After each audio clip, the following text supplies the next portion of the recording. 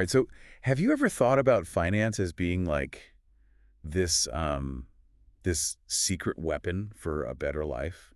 A secret weapon? Yeah, like not just about, making tons of money, but like actually living a richer, more fulfilling life overall. Like kind of crazy, right? He's a bit unexpected, I'll give you that. Right. So that's actually what we're diving into today with The Wisdom of Finance. Oh, by Mihir Desai. Yeah, exactly. Have you heard of it? Yeah, I have. It's the one where he argues that like the same principles we use to manage money can actually be applied to like relationships, careers, even personal growth.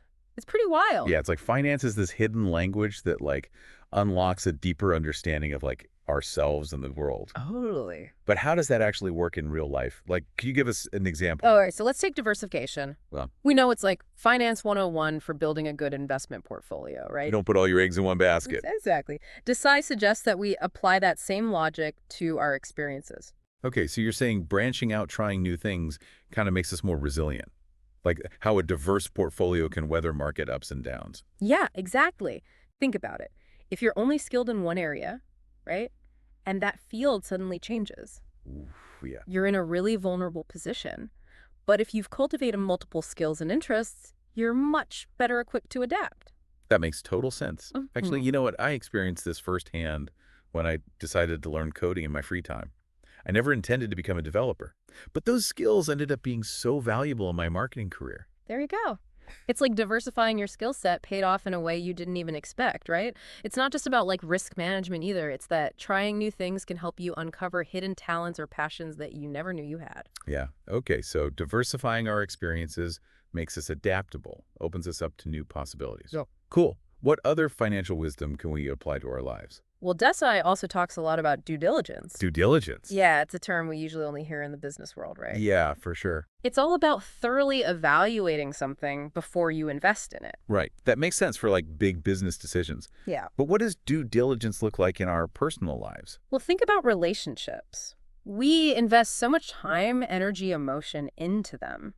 Applying due diligence means really understanding someone before committing to a partnership. So romantic relationships, business partnerships. All kinds of partnerships, Yeah. even close friendships. So it's about like not jumping into things too quickly, taking the time to see if you're truly compatible if you share the same values. Exactly. And just like an investor would scrutinize a company's financials, we might consider how a potential partner handles conflict, what their communication style is like, how they treat other people, are they emotionally responsible.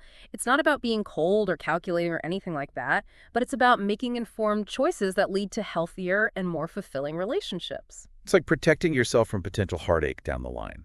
Yeah. I think we've all experienced the fallout of like not doing our due diligence in relationships. Oh, absolutely. And just like a financial investment can go sour, relationships can too. But just like diversification can mitigate risk in a portfolio, having a strong network of friends and family can provide support during those tough times in our personal lives. Yeah, it's all connected, isn't it? The same principles that guide wise financial decisions can also help us create a more balanced and fulfilling life overall. Speaking of balance, Desai talks about the importance of equality in relationships, and he draws this fascinating parallel to financial partnerships. Okay, interesting. So just like a business partnership where one person's always contributing more than the other can lead to resentment. Oh, yeah, for sure. An imbalance in a personal relationship can also lead to a lot of dissatisfaction. This is making me think, do my relationships feel balanced?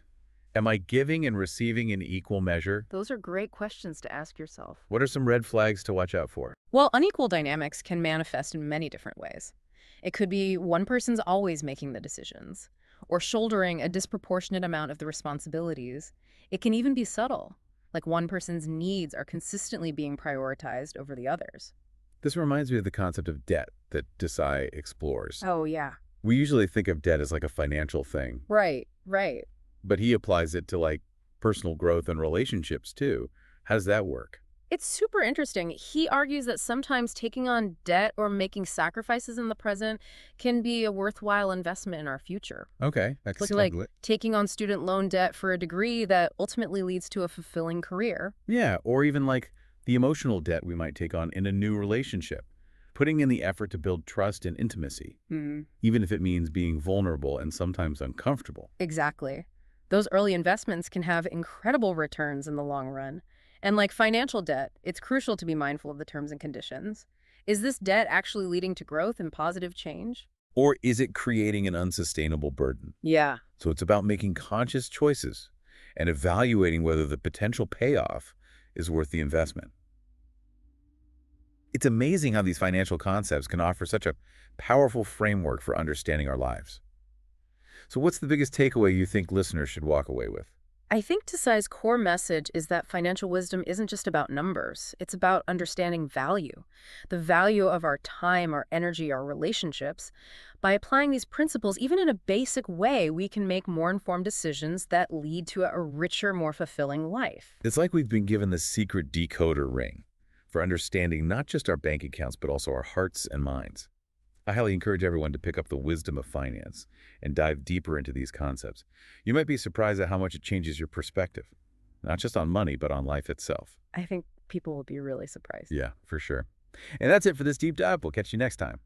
Thanks for listening. Thanks, CCAP.